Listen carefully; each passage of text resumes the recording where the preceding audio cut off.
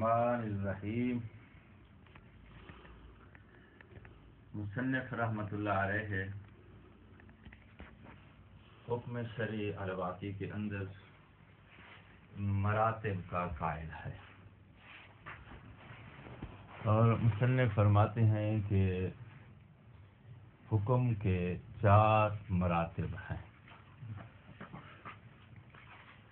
یہ بات میں نے اس لیے وضاحت کی ہے کیونکہ دیگر ہمارے بہت سارے ایسے فقہاء اور علماء ہیں جو حکم شرعی کے اندر مراتب کے قائل نہیں ہیں۔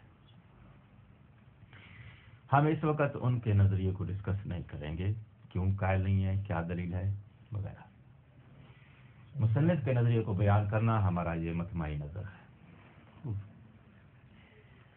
اچھا، جب مصنف کے نزدیک حکم شرعی کے اندر 4 مراتب ہیں تو ان کی طرح تفصیل ہو جائے۔ وہ 4 مراتب کچھ یوں ہیں: الاقتضاء والانشاء والفعل والتنجس۔ پہلے مرتبے یا رتبے کا نام کیا ہے؟ اقتضاء۔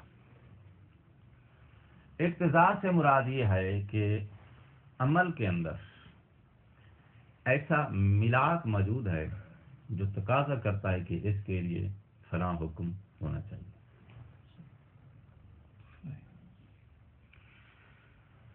ملاک ہوتا ہے عمل میں، چیز میں، اس ملاک کی روشنی میں اس کے اوپر حکم آتا ہے۔ جو چیز انسانی صحت کے لیے نقصان دہ ہے تو ضرر اس کو ملاک بنا کے شریعت کی طرف سے حکم آئے گا، کیا؟ کھانا حرام ہے۔ جو مفید ہے اس کے لیے کیا حکم آئے گا؟ اس طرح جو عمل آپ کی سعادت کے لیے، آپ کی روح کے لیے، آپ کی معنویت کے لیے نقصان دہ ہے، مقصد ہے اس میں، شریعت کی طرف سے حکم آئے گا نہیں، پرہیز کرو۔ جو آپ کی سعادت کے لیے، معنویت کے لیے، آپ کی ضمیر کے لیے، آپ کی تعمیر کے لیے، آخرت کے لیے مفید ہے، مصلحت رکھتا ہے، حکم آئے گا، اس کو انجام دینا چاہیے۔ تو عمل کے اندر، چیز کے اندر ملاک ہوتا ہے، جس ملاک کی بنیاد پہ اس پہ حکم لگایا جاتا ہے۔ یہ ملاک مقتضی ہوتا ہے حکم کے اس پہ عائد ہونے کا، اس لیے اس مرحلے کا نام کیا ہے؟ دوسرے مرحلے کا نام ہے انشاء۔ انشاء سے مراد یہ ہے کہ شارع نے حکم کی تاسیس، قانون کی تاسیس فرما دی ہے، دستور لکھ دیا ہے۔ انشاء کا مطلب ہوتا ہے قانون کی تاسیس کر دینا، دستور لکھ دینا، لیکن ابھی اس کو نافذ نہیں کیا گیا ہے۔ جیسا کہ قانون پیش کرتی ہے گورنمنٹ پارلیمنٹ کے اندر یا سینٹ کے اندر، لیکن کہتی ہے کہ یہ قانون جو ہے مارچ کے 1 مارچ سے اس کا اطلاق ہوگا، تو بل پاس ہو چکا ہے، قانون لکھ چکا ہے، قانون مارچ عمل میں وجود میں آ چکا ہے، مگر اس کو نافذ کب کرتے ہیں؟ مہینے بعد، 2 مہینے بعد۔ گورنمنٹ نے جی بل پیش کر دیا ہے، کیا پٹرول 50 روپے لیٹر ہو جائے گا،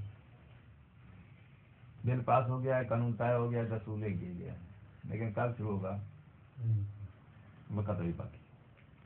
انشاء ہو چکی ہے، یعنی تاسیس ہو چکی ہے، لیکن اس کو نافذ کرنے کا بھی وقت نہیں آیا ہے۔ یہ انشاء کا مرحلہ ہے۔ تیسرا مرحلہ ہے فعلیت کا۔ فعلیت کے مرحلے سے مراد یہ ہے کہ شارع نے اس حکم کو نافذ کر دیا ہے، مکلف کی طرف باقاعدہ بیان جاری کر دیا ہے، خطاب صادر کر دیا ہے، افعل لا تفعل، یہ انجام دے، یہ نہ انجام دے، حکم نافذ ہو چکا ہے۔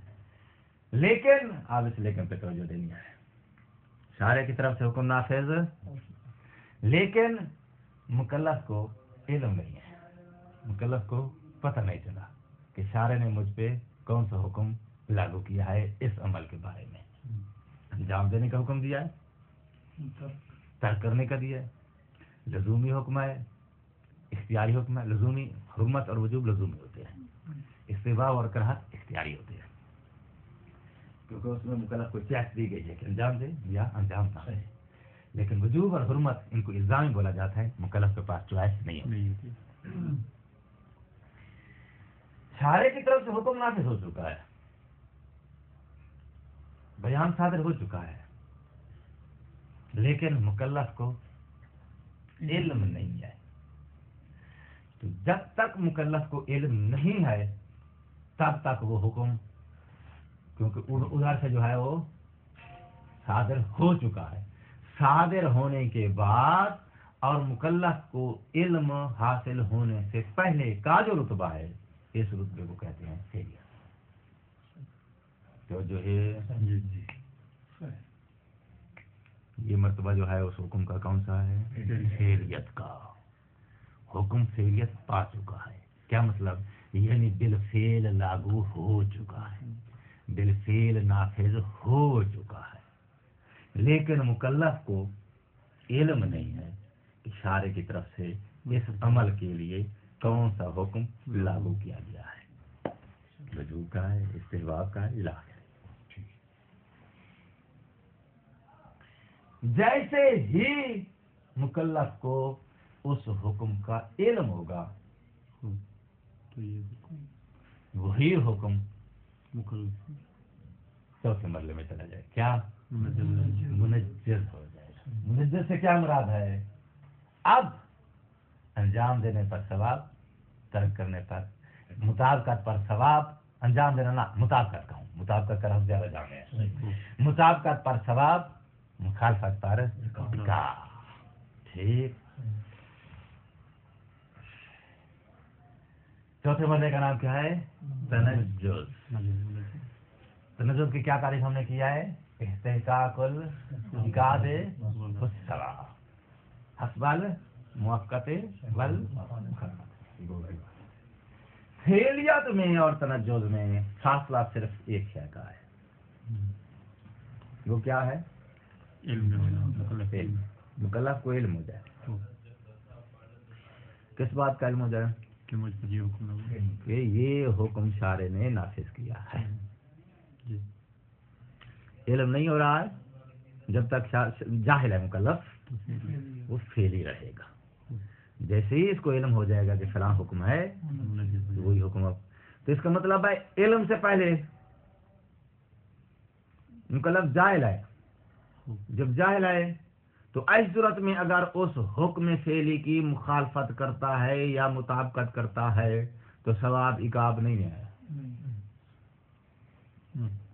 تو جو ہے حسران صاحب، کیونکہ اس وقت جو مطابقت ہو رہی ہے وہ بغیر علم کے ہو رہی ہے، مخالفت ہو رہی ہے تو بغیر علم کے ہو رہی ہے، اسے تو پتہ نہیں ہے، لا شعور ہے، جاہل ہے۔ ثواب عقاب کس وقت آئے گا؟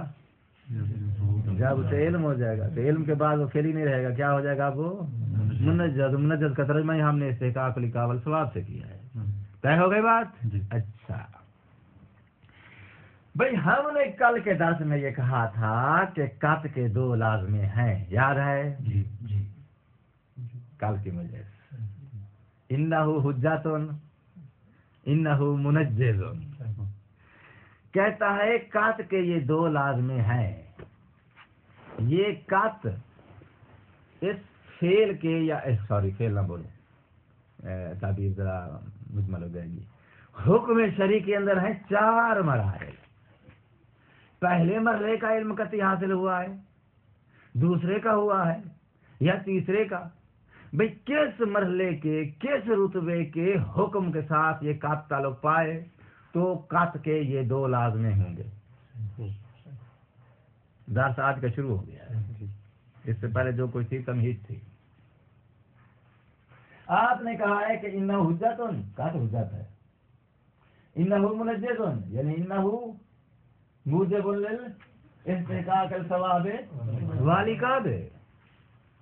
اچھا، مکلف کو علم قطعی حاصل ہو گیا، کس بات کا؟ کہ اس عمل کے اندر فلاں حکم کا ملاک اور اقتضا پایا جاتا ہے، تو قط حجت آ جائے گا اور ثواب جزا شروع ہو جائے گی؟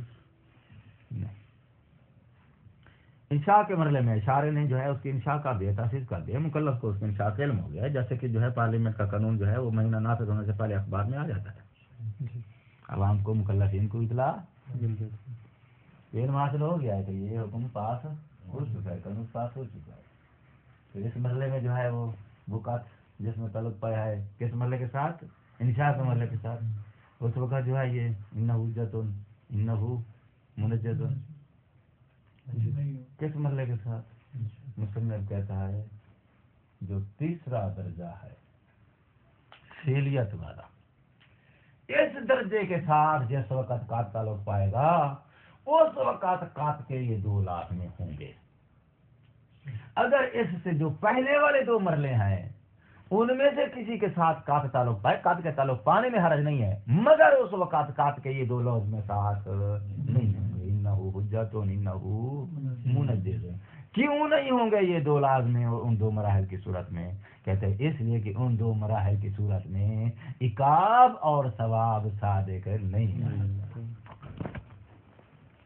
جو ان 2 مراحل میں عقاب اور ثواب صادق نہیں آتا۔ زیادہ سے زیادہ آپ کہہ سکتے ہیں کہ اگر وہ مکلف کسی عمل کو انجام دیتا ہے اور وہ حکم جو ہے ابھی دوسرے یا تیسرے مرحلے کا ہے اور مکلف اس کی پابندی کر دیتا ہے، گورنمنٹ نے قانون پیش کیا کہ 50 روپے لیٹر جو ہے وہ پیٹرول چلے گا، لیکن کب؟ 1 جنوری کو۔ 1 جنوری کو 8 دن پہلے سے دیر ہے ابھی، آپ نے جو ہے وہ اچھا انسان ہونے کا مظاہرہ کیا، 8 دن پہلے شروع کر دیا، تو کہتے ہیں عمل پر ثواب نہیں ملے گا، حسن نیت پر ملے گا۔ ٹھیک ہے، حسن نیت کا ثواب ملے گا، کیونکہ ابھی عمل کو جو ہے وہ عمل کی موافقت یا مخالفت کا ابھی ٹائم شروع نہیں ہوا ہے۔ ہم ثواب اور عقاب کی بات کر رہے ہیں کس کی؟ جو عمل کی موافقت اور مخالفت پر مرتب ہوتا ہے، اور وہ جو پہلے والے مراحل ہیں ان مراحل میں اس حکم کی مخالفت اور موافقت کا مرحلہ شروع نہیں ہوا، جس کی وجہ سے اطاعت اور معصیت کا اطلاعات وہاں نہیں آئے گا۔ جب نہیں آئے گا تو ثواب جزا نہیں ہے۔ لہذا قات کے جو لازم کل ہم نے 2 بیان کیے تھے وہ لازم کس وقت قات کو لازم ہوتے ہیں؟ جس وقت قات تعلق پائے فعلیت کے مرحلے سے۔ ثم لا يذهب عليك، غافل نہیں رہنا چاہیے، یہ بات جو ہے وہ آپ کے ذہن سے بعید نہیں رہنی چاہیے۔ کیا؟ ان تکلیف، تکلیف کو کیا ترجمہ کرو گے؟ حکم شرعی، التکلیفی۔ ما لم یبلغ مرتبۃ البعث والزجر، بعث اور زجر کا ترجمہ ہے نفاذ۔ جب تک وہ تکلیف نفاذ کے مرتبے کو نہیں پہنچتی، لم یسر فعلیاً، فعلی نہیں بنتی۔ نفاذ کے مرحلے میں آئے گی تو کیا کہلائے گی؟ فعلی کہلائے گی۔ ما لم یسر فعلیاً لم یکد یبلغ مرتبۃ التنجز، اور جب تک وہ فعلیت کے درجے کو نہیں پہنچتی وہ تنجز کے مرتبے کو نہیں پہنچے گی۔ نفاذ کے مرحلے میں آئے گی تو جا کے وہ فعلی کہلائے گی، اور فعلی کے مرحلے میں آئے گی تو وہاں سے پھر آگے پہنچے گی کس پر؟ تنجز کے رتبے پر پہنچے گی۔ اور تنجز کے ساتھ آگے کہتے ہیں وَإِسْتِحْقَاقِ الْعُقُوبَةِ عَلَى الْمُخَالَفَةِ، یہ نہیں، وہ تنجز کی تفسیر دے رہا ہے۔ وَإِنْ كَانَ رُبَّمَا، اگرچہ ایسا ہو سکتا ہے، یوجب موافقتہ، اس قط کی موافقت موجب بن سکتی ہے استحقاق المصوبات، ثواب کے استحقاق کی باعث اور موجب کیا چیز؟ قط کی موافقت۔ کس مورد میں؟ فعلیت کے پہلے والے مورد میں، لیکن وہ کیا ہوگی؟ حسن نیت کی بنا پہ وہ ثواب ہوگا۔ اچھا خلاص، وذالک، ذالک کا اشارہ ہے کدھر؟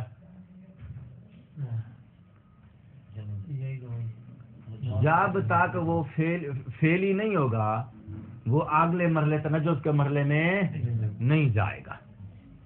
ذالک یہ بات جو ہم نے کہی ہے کہ فعلیت کا رتبہ میں پہنچے گا تو جا کے آگے وہ تنجز کے درجے پہ پہنچے گا۔ اگر وہ فعلیت کے درجے تک نہیں پہنچا تو تنجس کے درجے تک نہیں پہنچے گا. ذالک یہ بات ہم نے کیوں کہی ہے کہ لأن الحکم ما لم یبلغ تلک المرتبہ. تلک المرتبہ یعنی فعلیت. کیونکہ جب تک حکم شرعی اس فعلیت کے درجے پر نہیں پہنچتا لم یکن حقیقتاً وہ حکم حقیقت شمار نہیں ہوتا. بے امرن چاہے وہ امر والا ہو ولا نہین چاہے وہ نہیں والا ہو, نہ وہ حقیقت شمار ہوتا ہے. ولا مخالفت ہو, نہ ہی اس کی مخالفت ان امدن ہو, امدن اگر کر بھی لیتا ہے تو ولا یکون مخالفت ہو بیسیان, نہ ہی اس کی مخالفت اسیان شمار ہوتی ہے. یہ دلیل دے رہا ہے.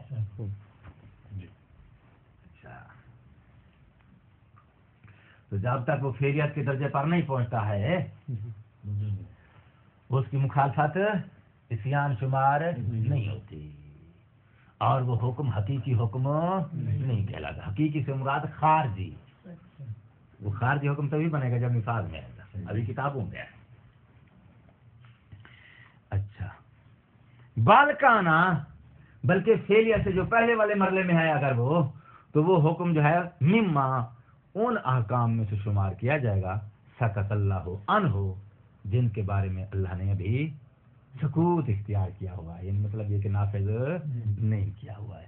کما فی الخبر ہے, خبر جیسے کہ حدیث میں بھی اسی طرح اشارہ موجود ہے کہ ایک حکم وہ ہے جو نافذ ہو چکا ہے, ایک حکم وہ ہے جو نافذ نہیں ہوا. جو نافذ نہیں ہوا ہے یہ اللہ تعالیٰ کی طرف سے تمہارے لیے ایک سمجھو کہ خیر و برکت ہے, تمہیں چاہیے کہ اس خیر و برکت کو قبول کر لیں. تعلیق میں وہ حدیث موجود ہے, لہذا حدیث پڑھنا اس وقت جو ہے وہ اہم نہیں ہے. فکر پہنچ گئی آپ تک. فلاح ہے سوا تکبر. مصنف جو فکر دینا چاہتا ہے وہ فکر پہنچ گئی آپ تک ہے. استحقاق اور عقاب, وہ کہنا یہ چاہتا ہے کہ استحقاق اور عقاب یہ لازمہ تھا نا کس کا, قط کا. تنجز وہی ایک ہی ہے, تنجز اور استحقاق اور عقاب ایک ہی چیز ہے. یہ لازمہ ہے کس کا لازمہ ہے, قط کا. یہ قط کا لازمہ کب ہوگا, جس وقت قط تعلق پائے گا فعلیت کے رتبے سے. اگر پہلے مرحلے سے قط تعلق پا لے تو اس وقت یہ استحقاق العقوبات والا لازمہ اس قط کو لازم نہیں بنے گا. کیوں, اس لیے کہ پہلے والے مرحلے میں وہ عمل یا وہ حکم شرعی جو ہے اس کے اوپر اطاعت اور معصیت صادق نہیں آتی. اگر وہ مخالفت کر بھی لیتا ہے اس سے پہلے والے مرحلے کے ساتھ تعلق پانے والے قط کی, تو اس مخالفت سے عصیان کا نام صادق. اچھا بھائی, نعم, جی ہاں. اب یہ ایک اشکال ہے, اس اشکال پہ توجہ دو.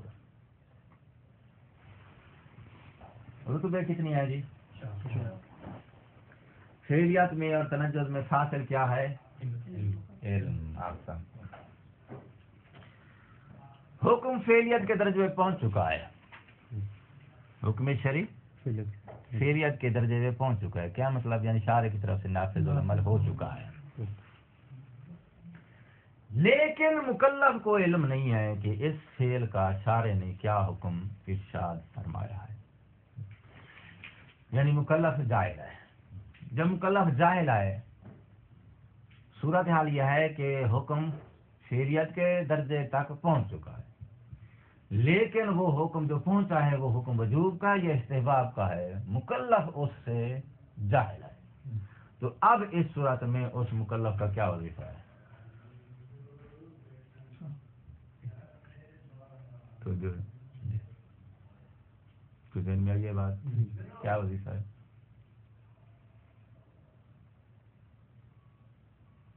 شارع کی طرف سے حکم پہنچ چکا ہے فعلیت کے مرحلے میں, یعنی نافذ ہو چکا ہے گورنمنٹ کی طرف سے. مکلف کو علم نہیں ہے کہ وہ جو حکم نافذ ہوا ہے وہ حکم وجوب کا ہے یا استحباب کا ہے, پتہ نہیں ہے. ٹھیک, اب وہی عمل سامنے ہے جسے وہ انجام دینے کی اسے ضرورت ہے, اور اس کا حکم جو ہے اس عمل کا نافذ ہو چکا ہے, لیکن اس کو پتہ نہیں کہ کون سا ہے. ٹھیک, ہو سکتا ہے یہ اس کا حکم وہ والا ہو کہ جو عمل کے پرہیز کرنے کا مجھے ہو, یا حکم وہ والا ہو جو اس کے انجام دینے کا مجھے. تو میں انجام دوں, پرہیز کروں, کیا کروں؟ حکم کا تو پتہ نہیں ہے. تو حکم کا جب پتہ نہیں ہے تو آپ اس عمل کے بارے میں حکم کہاں سے معلوم کرے؟ علماء نے کہا ہے اس مقام پہ حکم کہاں سے معلوم کرے گا؟ الاصول العملیہ سے. تو جو حکم کہاں سے معلوم کرے گا؟ اصول عملیہ سے. کیونکہ اصول عملیہ کیا ہے؟ اصول عملیہ وظیفہ ہے اس مکلف کا جو حکم باقی سے جاہل ہے. شاک جاہل ہوتا ہے. آج سن لو، منطق میں شاک عالم ہوتا ہے، اصول میں شاک جاہل ہوتا ہے. ٹھیک ہے؟ کیونکہ منطق دیکھ دیا تصور کہ کچھ ذہن میں ہے یا سکرین نکال لیا ہے، تو شاک والی صورت میں کچھ نہ کچھ تصویر سکرین تو ہوتی ہے. ٹھیک ہے نا؟ اصول تصور نہیں دیکھتا، اصول دیکھتا ہے واقعیت کو جانتا ہے یا نہیں جانتا ہے. تو شاک کی صورت میں واقع کا علم نہیں، لہذا شاک کل جاہل ہے. دیکھو نا یہ اصطلاحیں ہیں. اصل میں بھائی جملہ کہہ دیا میں چاہتا. اچھا، تو یہ مکلف سامنے درپیش ہے جو عمل، اس عمل کا حکم فعلیت کے درجے پر پہنچ چکا ہے، لیکن مکلف نہیں جانتا کہ اس کا حکم شارع کی جانب سے جو آیا ہے وہ کون سا ہے. وجوب ہے، استحباب ہے، حرمت ہے، کراہت ہے. حکم معلوم نہیں، عمل انجام دینا چاہتا ہے، عمل کے اب قریب پہنچ چکا ہے. تو اب حکم سے جب یہ جاہل آئے، ٹھیک، تو جاہل کا وظیفہ اب کیا ہے؟ قانون یہ ہے کہ جو حکم واقعی سے جاہل ہو اس آدمی کو اس کا حکم معلوم کرنے کے لیے کدھر جانا ہوگا؟ اصول عملیہ کے دروازے پہ. اصول عملیہ آئیں گے جو اس عمل کا وظیفہ یا حکم بیان کریں گے، اسی کے مطابق یہ چلے گا. ٹھیک ہو گئی بات؟ تو مطلب یہ نکلا کہ اصول عملیہ ان کے درمیان کا مورد کون سا مرحلہ ہے؟ فعلیت. ٹھیک ہے؟ اصول عملیہ 4 مراحل ہے نا، اقتضاء، انشاء، فعلیت، تنجز. تنجز کی صورت میں اصول عملیہ جاری نہیں ہو سکتے. کیوں؟ اس لیے کہ تنجز کا مرحلہ آتا ہے بعد العلم میں. فعلیہ سے پہلے والے میں نہیں آ سکتا، اصول عملیہ جاری نہیں ہو سکتے. کیوں؟ اس لیے کہ وہاں عصیان اور اطاعت کا عنوان صادق نہیں آتا. اصول عملیہ پھر کہاں آئیں گے؟ فعلیت کے مرحلے میں. ٹھیک ہے جی؟ تو اب فعلیت کے مرحلے میں علم حاصل ہو جائے تو علم کے مطابق چلے گا، پھر حکم منجز ہو جائے گا. علم حاصل نہیں ہوتا آپ بھی کون سا حکم ہے، علم حاصل نہیں ہوا ایسے، تو پھر آپ اس حکم کو معلوم کرنے کے لیے کدھر جائے گا؟ تو اصول عملیہ کے درمیان کا مورد کون سا مرحلہ ہے؟ فعلیت کا مرحلہ ہے. ٹھیک ہے؟ اچھا، جب اصول عملیہ کے درمیان کا مورد کو ہم نے قرار دے دیا کس مرحلے کو؟ فعلیت کے مرحلے کو. اور فعلیت کے مرحلے کا کوئی حکم شارع کی طرف سے آخر بیان ہو چکا ہے، کیونکہ فعلیت کے مرحلے سے مراد کون سا مرحلہ ہے؟ نفاذ کا. کوئی حکم ہے تو نافذ ہوا ہے نا، تو شارع کی طرف سے کوئی حکم نافذ ہو چکا ہے، مگر اس کو علم نہیں ہے کہ وہ کون سا حکم نافذ ہو چکا ہے. علم نہ ہونے کی وجہ سے وہ گیا ہے اصول عملیہ کے دروازے پہ، نہ کہ وہاں حکم ہی غیر موجود تھا. حکم تھا تو حکم کے نہ ہونے کی وجہ سے نہیں گیا اصول عملیہ کے دروازے پہ، حکم کے معلوم نہ ہونے کی وجہ سے گیا ہے. حکم ہے مگر اس کو معلوم نہیں ہے. حکم کا نہ ہونا موجب نہیں بن رہا اصول عملیہ کے دروازے پہ جانے کا، بلکہ حکم کا معلوم نہ ہونا اور بات ہے، اس کا راسن موجود نہ ہونا اور بات ہے. تو جب فعلیت کے مرحلے پہنچ چکا ہے تو کوئی حکم ہے. فعلیت کے مراد نفاذ ہے. جب حکم ہی نہیں ہے تو پھر نفاذ کس چیز کا ہے؟ لہذا نفاذ اور فعلیت کا مرحلہ جو ہے یہاں حکم موجود ہے، اور یہ مکلف گزر گیا ہے اصول عملیہ کے دروازے پہ. کیوں گیا ہے؟ کیونکہ اس حکم کو جس کو شارع نے نافذ کیا ہے یہ اس کا پتہ نہیں ہے، اس سے یہ جاہل ہے. تو اصول عملیہ کے جریان کا مورد کیا ہو گیا؟ فعلیت کا مرحلہ. فعلیت کے مرحلے کو ہم نے مورد قرار دے دیا. کس کے لیے؟ لجریان الاصول العملیہ. صحیح ہو گئی بات؟ تو اب اصول عملیہ سے جو حکم ملے گا وہ حکم یا تو ہو سکتا ہے بائی چانس موافق ہو، مطابق ہو اسی حکم کے جو شارع نے نافذ کیا تھا. آپشن دو حال سے خالی نہیں ہے، یا اس کے موافق ہے یا اس کے مخالف ہے. اگر موافق ہے تو لازم آئے گا فعلیت کے مسئلے میں اجتماع المثلین، دو حکم جمع ہو گئے ہیں. ایک وہ حکم ظاہری جو اصول عملیہ سے لیا گیا ہے، کیونکہ اصول عملیہ سے آنے والے حکم کو حکم ظاہری کہتے ہیں، اور ایک وہ حکم جو شارع کی طرف سے آیا ہے وہ کیا ہے؟ حکم ظاہری. تو یہ کیا ہو جائیں گے؟ مثلین، اگر یہ حکم اسی کے موافق. اور اگر موافق نہیں ہے تو لازم آئے گا اجتماع ضدین. ٹھیک ہے؟ کہتے یہ اشکال وارد ہوتا ہے. کس بات پہ وارد ہوتا ہے؟ اگر اس فعلیت کے درجے کو اصول عملیہ کے جریان کا مورد قرار دیا جائے تو، اور اس کے علاوہ کوئی دوسرا مورد نہیں ہے ان کے جریان کا، ہے یہی. مگر اس کو جب آپ ان کے جریان کا مورد بناتے ہو تو جیسے ہی اصول عملیہ کے جریان کا مورد آپ اس کو بناؤ گے تو اشکال آ جائے گا. کون سا؟ اجتماع ضدین یا اجتماع مثلین. اور دونوں کا اجتماع منطق کے نزدیک جائز نہیں ہے. نہ ضدین جمع ہو سکتی ہیں نہ مثلین جمع ہو سکتی ہیں. اس کا اشکال کا کیا جواب ہے؟ مصنف کہتا ہے اس کا جواب چونکہ اگلی بحث میں آ رہا ہے، ابھی ہم نے صرف آپ کو ناشتہ دیا ہے. نعم، جی ہاں. فی کون ہی یعنی وہ حکم واقعی بہذہ المرتبہ سے جو پہنچ چکا ہے اس مرتبے میں. کس مرتبے میں؟ فعلیت والے میں. یہی والا حکم واقعی جو اس فعلیت کے مرتبے میں پہنچتا ہے یہ مورد بنتا ہے. کس کے لیے؟ للوظائف، ان وظائف کا مورد بنتا ہے، یعنی ان وظائف کے جاری ہونے کا مورد بنتا ہے. کون سے وظائف؟ المقررہ شرعا للجاہل، جاہل سے مراد للمکلف الجاہل، جو مکلف جاہل کے لیے شریعت کی طرف سے جو وظائف مقرر کیے گئے ہیں ان وظائف کے جاری ہونے کا مورد بھی یہی مرتبہ بنتا ہے. اور وہ وظائف کون سے ہیں؟ الاصول العملیہ. اچھا، تو پھر جب یہ ان وظائف کے جاری ہونے کا مورد بنتا ہے تو ان وظائف کے جاری ہونے کا مورد بننے میں، اس رتبے کے ان وظائف کے مورد بننے میں اشکال ہے. کون سا؟ یہ اشکال مضاف ہو رہا ہے. کون سا اشکال؟ لزوم و اجتماع ضدین یا مثلین. اجتماع ضدین یا اجتماع مثلین کے کا اشکال جو ہے وہ آ رہا ہے اس پہ. علاماتی تفصیل ہو، اور اس اشکال کی تفصیل آگے آ رہی ہے انشاءاللہ تعالی. ما ساتھ بیان کریں گے ما وہ جواب وہ تحقیق ہو جو تحقیقی جواب ہے فی دفع ہی اس اشکال کے دفع کرنے میں. اور وہ تحقیق آئے گی کس بات میں؟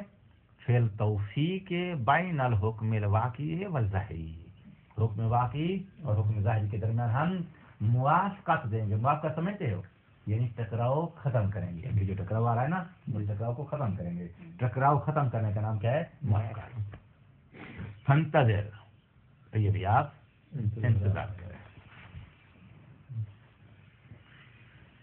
یہاں تک کچھ پلے پڑا ہے؟ کسی بات ہے؟ ہم نے کہا تھا کہ قط کی بحث بیان کرنے سے پہلے یہ قط کے احکام کا بیان یستدعی رسم امور، یاد ہے؟ کچھ امور بطور نکات ہم آپ کو دینا چاہتے ہیں. ایک نکتہ تو مکمل ہو گیا ہے،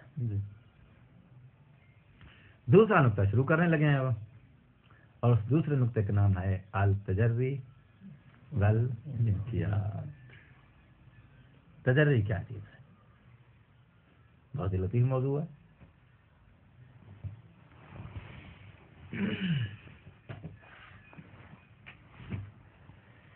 شارع کی طرف سے جو حکم اس مکلف کی طرف متوجہ ہوا ہے، مکلف کو اس حکم کا علم حاصل ہو گیا ہے، قط حاصل ہو گیا ہے. ٹھیک ہے جی کہ بھائی فلاں حکم جو ہے یہ میری طرف شارع کی طرف سے متوجہ ہوا ہے، وجوب ہے، حرمت ہے، الہ.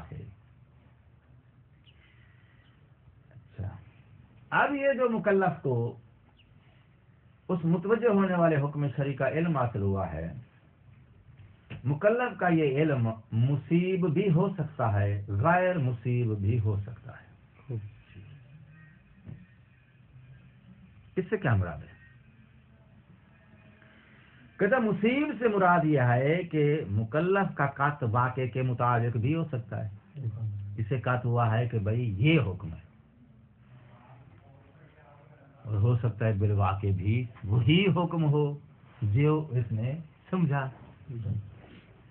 تو اس وقت یہ قط اور علم کیا کہلائے گا؟ مصیب.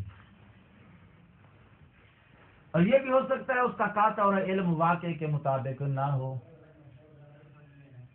وہ کیسے؟ یہ سمجھ رہا ہے کہ شارع نے میری طرف سے یہ حکم متوجہ کیا، قط حاصل ہو گیا کہ یہ حکم متوجہ، اور بالواقع یہ نہیں تھا بلکہ کوئی اور تھا. تو اس وقت اس کا قط اور علم واقع کے مطابق نہیں ہے. جب نہیں ہے تو اس وقت ہم اس علم کو قط کو کیا بولتے ہیں؟ غیر مصیب.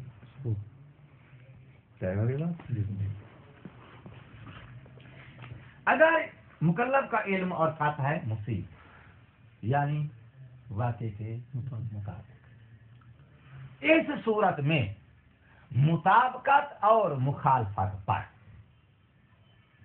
قط کی مطابقت اور قط کی مخالفت پر وہ اثر مرتب ہوگا جو پچھلے نقطے میں ہم کہہ چکے ہیں. کون سا؟ استحقاق الاقاب سوال، اور اس میں کوئی شک اور بحث نہیں. اور اگر قط غیر مصیب ہے، قط غیر مصیب، ایسی صورت میں اگر وہ کرتا ہے قط کی موافقت، ٹھیک ہے، قط ہے کہ بھائی یہ چیز واجب ہے، بالواقع وہ واجب نہیں تھی، قط غیر مصیب ہو گیا نا. یہ کرتا ہے قط کی مطابقت کہ قط کے مطابق عمل انجام دیتا ہے، تو جو عمل انجام دے رہا ہے یہ تو شارع کو مطلوب ہی نہیں تھا. ٹھیک ہے، تو کہتے ہیں اس عمل کے انجام دینے کا اسے ثواب نہیں ملے گا، لیکن حسن نیت کا ثواب ملے گا. ٹھیک ہوگی بات؟ اس لیے ہم موافقت والی جانب کو سڑک پہ رکھنے لگے. صرف ہم نے اٹھا لیا کون سی جانب؟ کس صورت کی؟ قط ہے غیر مصیب، ٹھیک، اور یہ کیا کر رہا ہے؟ اس قط کی مخالفت. اب یہ نقطہ ہم نے موضوع لے لیا ہے، اسی کو لے کے آگے چلیں گے. اچھا، وہ کہتا ہے جو قط ہوتا ہے واقعی، قط مصیب یعنی قط مصیب کی صورت میں جو حکم ہوتا ہے اس حکم کو کہتے ہیں حکم واقعی. قط غیر مصیب کی صورت میں جو حکم ہوتا ہے اس حکم کو کہتے ہیں حکم اعتقادی. تصویر ذہن میں آ رہی ہے؟ کیونکہ اپنے اعتقاد میں، عقیدے میں سمجھ رہا ہے کہ سارے نے مجھ پہ یہ حکم نافذ کیا ہے. تو قط غیر مصیب کی صورت میں حکم کو کیا بولتے ہیں؟ حکم اعتقادی. قط مصیب کی صورت میں حکم کو کیا بولتے ہیں؟ حکم واقعی. اچھا، قط مصیب کی مخالفت کرنے والے کو عاصی کہتے ہیں، تو جو حکم واقعی کی مخالفت کرنے والے کو مصیب کہتے ہیں، حکم اعتقادی کی مخالفت کرنے والے کو متجری کہتے ہیں.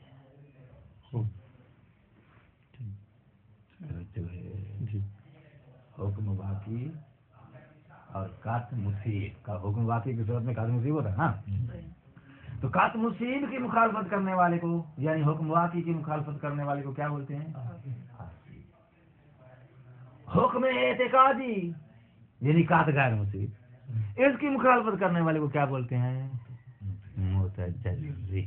متجری کا لفظ نکلا ہے جرأت سے. ہماری زبان میں اس کا ترجمہ یہ ہے کہ اس نے جسارت کی ہے. ٹھیک.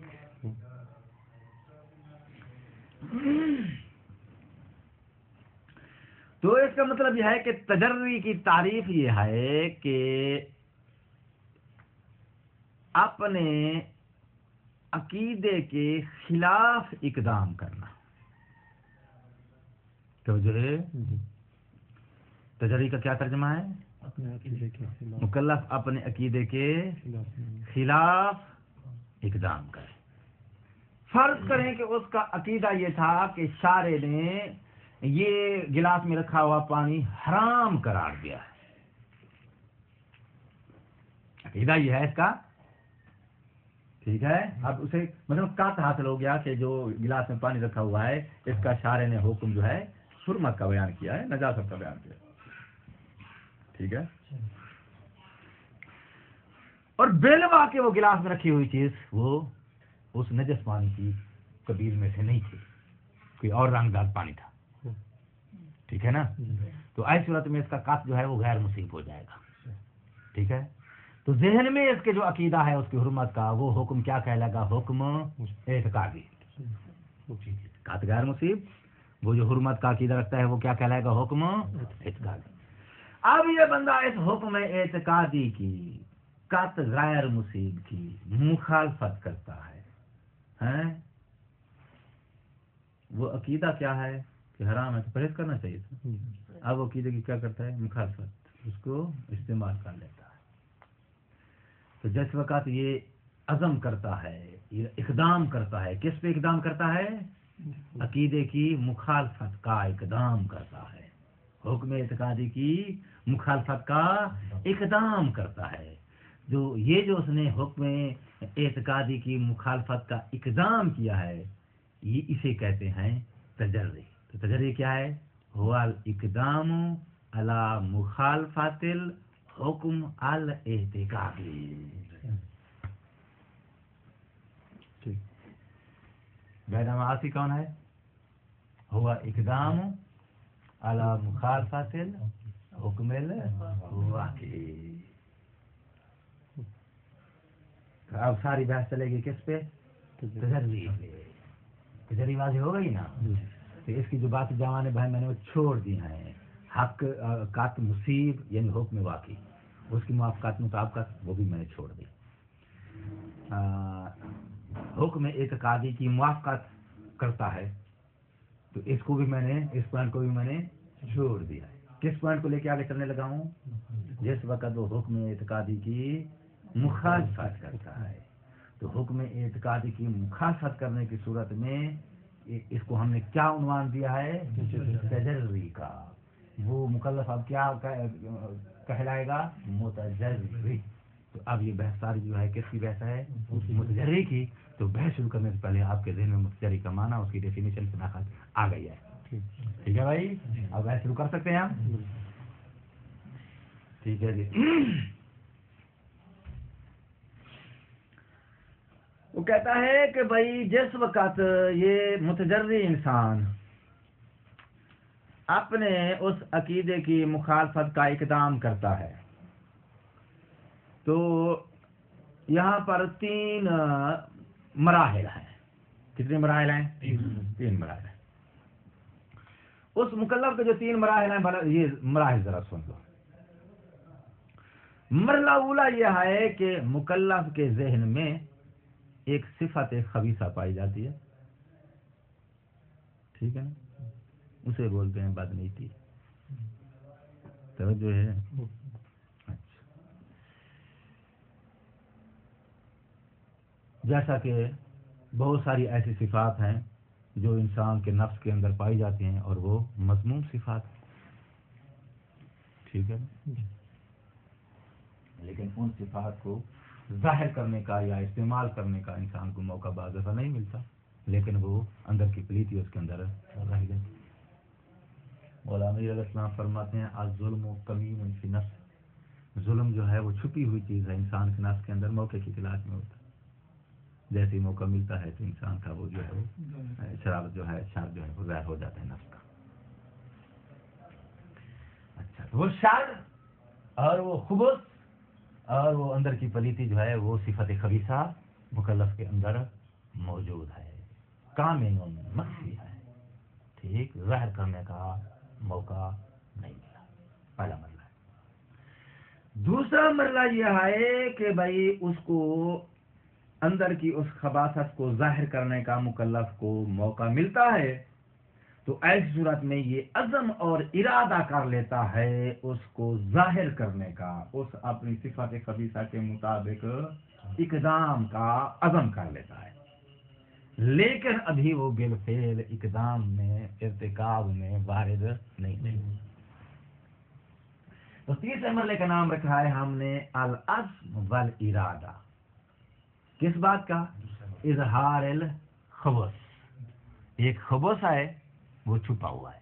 دوسرے مرحلے کا نام کیا ہے؟ اس خبث کے اظہار کا عزم اور ارادہ. لیکن ابھی اس نے جو ہے وہ ارتکاب میں وارد نہیں ہوا ہے. تیسرا مرحلہ جو ہے یہ عزم اور ارادے کے بعد وہ ہے ارتکاب اور تلبس کا. تلبس سمجھ گئے ہو نا؟ انجام دے دیا، متلبس ہو گیا ہے اس عمل سے، اس عمل میں یہ ملوث ہو گیا ہے، اپنے آپ کو اس عمل سے آلودہ کر لیا ہے اس نے، بس کہ وہ ہو گیا ہے. کتنی مراحل ہو گئے؟ شر نفسی، کمین فی نفسی، اظہار عزم والارادہ علی الشر. تیسرا کیا ہے؟ تلبس بالشر. ٹھیک، یہ تین مراحل سن لیے. اب سنو، ایک ہے مدح اور ذم اور دوسری چیز ہے ثواب و عقاب. مدح اور ذم الگ چیز ہے، ثواب اور عقاب الگ چیز ہے. کہتا ہے یہ تینوں مراحل کا شر، پہلے والا بھی، دوسرے والا بھی، تیسرے والا بھی، ان تینوں مراحل میں شر جس مرحلے کا بھی ہو یستحق الذم، مکلف مستحق ہے کس کا؟ ذم کا، مذمت کا، نفرت کا. اچھا، ذم تینوں مراحل میں. رہی عقاب کی بات، کہتے ہیں پہلا سب سے مرحلہ کہ جب اشارت کمین فی نفسی مخفی ہے، وہ عزم سے پہلے والا مرحلہ. یہاں پر عقاب نہیں ہے، علماء متفق ہے. جو سب سے آخری ہے کون سا؟ تلبس کا، اس پہ عقاب ہے، سب متفق ہے. ٹھیک، تو جو یار زور لگا تھا. سب سے پہلے مرحلے پہ عقاب نہیں ہے، متفق. آخری مرحلے پہ عقاب ہے، سب متفق ہے. رہ گیا کون سا مرحلہ؟ عزم کا، عزم الاظہار. ٹھیک، اس مرحلے میں اختلاف ہے اور دو میرے نظریہ ہیں، ایک مصنف رحمۃ اللہ علیہ کا، دوسرا شیخ الانصاری رحمۃ اللہ علیہ کا. باقی کیلو کال جو ہے وہ آپ کے ذمہ چھوڑ دیتا ہوں. مصنف کہتے ہیں کہ عزم پر بھی عقاب کا مستحق ہے. شیخ الانصاری صاحب کہتے ہیں کہ نہیں، فقط ذم کا مستحق ہے، عقاب کا مستحق نہیں ہے. ٹھیک ہو گئی بات؟ تو آپ اگر مصنف کی رائے کو لے لیں تو اس کا مطلب یہ ہوگا کہ تین مراحل میں سے صرف پہلے والے مرحلے میں ذم ہے، باقی دو مرحلوں میں ذم بھی ہے، عقاب بھی ہے. اگر شیخ الانصاری رحمۃ اللہ علیہ کو لے لیں تو وہ کہتے ہیں تین مراحل میں سے صرف جو آخری مرحلہ ہے اس پہ ذم اور عقاب دونوں آئیں گے، اور پہلے والے دو جو ہیں وہاں فقط ذم آئے گا، عقاب نہیں آئے گا. ٹھیک ہے بات؟ ہم کس کو اب بیان کرنے لگے ہیں؟ مصنف کے نظریے کو. تیرے پاس دلیل کیا ہے؟ انصاری صاحب کو نظریہ ہمیں دے دیے، دلیل رسائل میں جا کے پڑھے، کفایہ والے نے اپنی دلیل دے دی ہے. موقف کس کو ہم بیان کریں گے؟ آپ مصنف کے موقف. مصنف کہتا ہے میرا موقف یہ ہے کہ یہ بندہ، یہ مکلف اگر وہ عزم کے مرحلے پہ پہنچ گیا ہے یستحق الذم والعقاب دونوں. کیوں؟ اب یہ کیوں جو ہے یہ دلیل ہے. لازال موضوع کلام کون ہے؟ متجری، ٹھیک ہے نا؟ یہ کس کے 3 مراحل ہم بیان کر رہے ہیں؟ متجری کے۔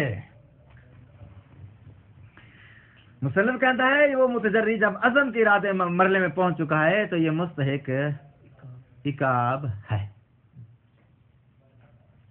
کیوں؟ اس کیوں کا جواب یہ ہے۔ مصنف کہتا ہے دیکھیں بھائی، ایک ہے عاصی۔ عاصی کون ہے؟ حکم واقعی کی مخالفت کرنے والا، وہ بھی مستحق عقاب ہے، اس میں اتفاق ہے سب کا جی۔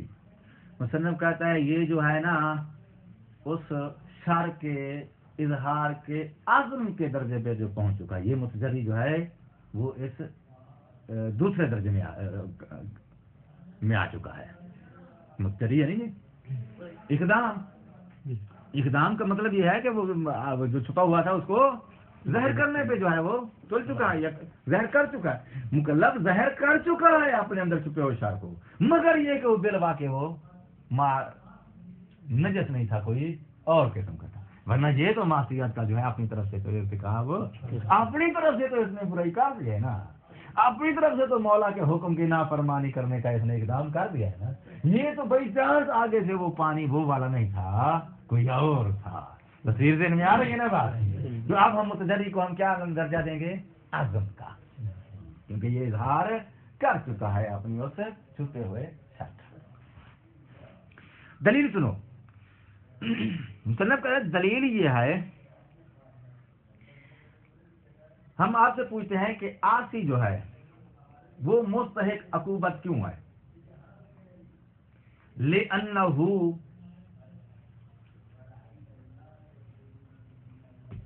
کیونکہ اس نے اقدام کیا ہے علی مخالفت الحکم الواقعی، اس وجہ سے اس عاصی کی بات کر رہے ہیں۔ عاصی کے مستحق عقاب ہونے کی وجہ کیا ہے؟ اقدام علی مخالفت الحکم الواقعی، حکم واقعی کی مخالفت کرنا یہ وجہ بنا ہے استحقاق عقوبت کا؟ نہیں۔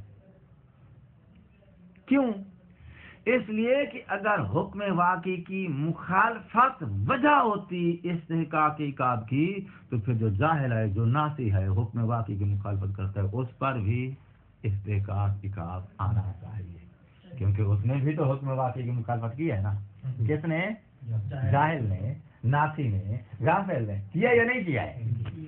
مگر اس کے اوپر استحقاق عقاب حکم واقعی کی مخالفت، مجرد حکم واقعی کی مخالفت اگر وجہ ہے استحقاق عقاب کی، تو پھر یہ مخالفت اس مکلف کی طرح جاہل نے بھی کی ہے، غافل نے بھی کی ہے، الی آخر دوسرے نے بھی کی ہے، تو ان پر نہیں آ رہی ہے، اس پر آ رہی ہے۔ وجہ تو سب کے اندر مشترک طور پہ پائی جاتی ہے، تو جاہل اور شاک یا غافل ان کے اوپر استحقاق عقاب نہ آنا، اس کے اوپر آ جانا، یہاں سے پتہ چلتا ہے کہ استحقاق عقاب کی وجہ حکم واقعی کی مخالفت نہیں، بلکہ وجہ کیا ہے؟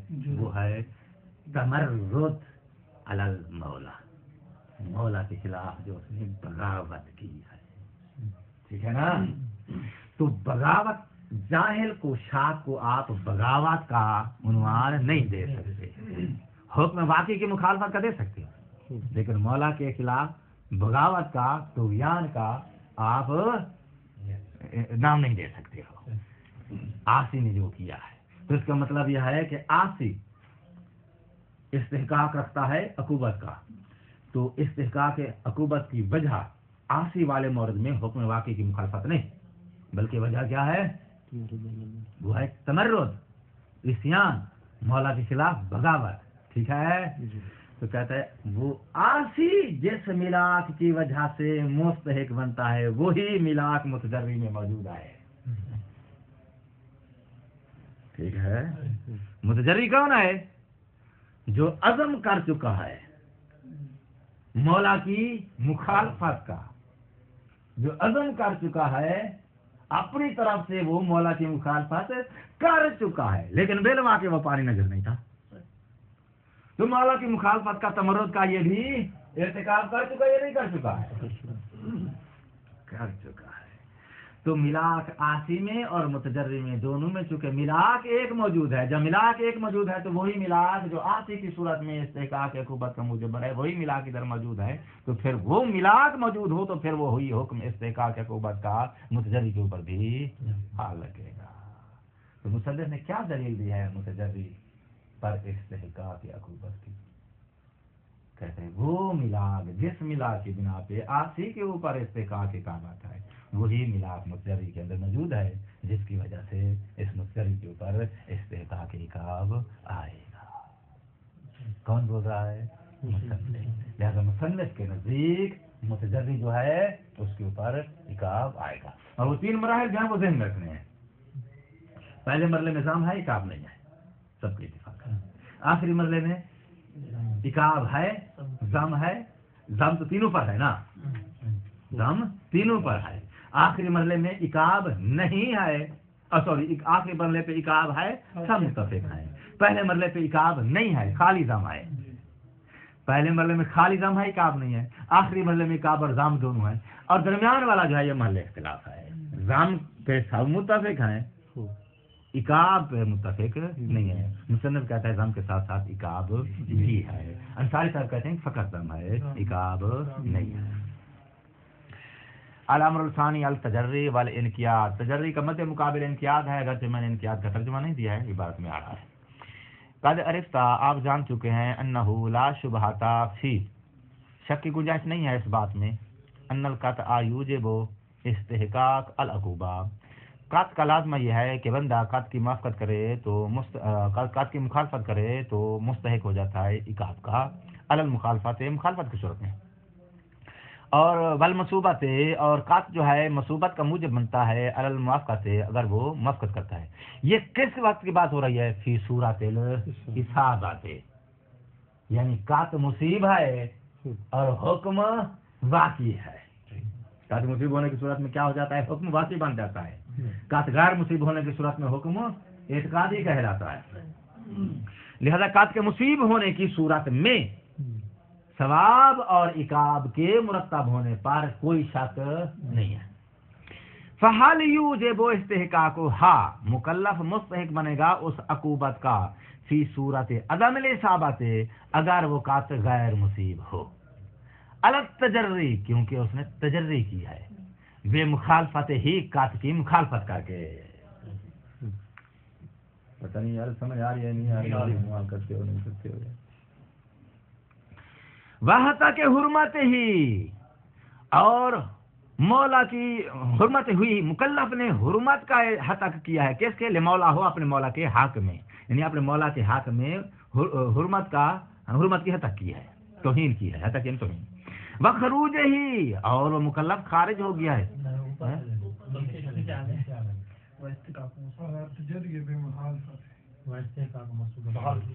واستحقاق المصوبت علی الانقیاد بموافقت، سوری بھائی، کیا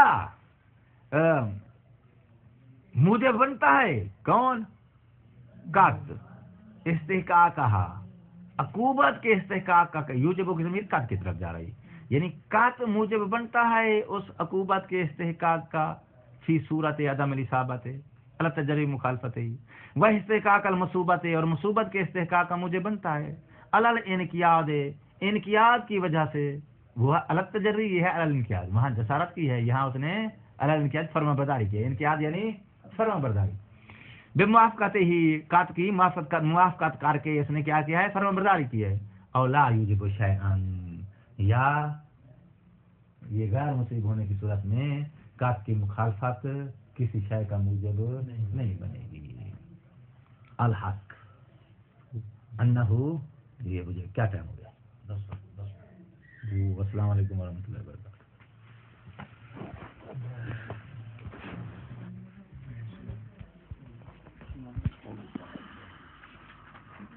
یہی بات، اس کا مطلب کل پھر ہم دہرائیں گے۔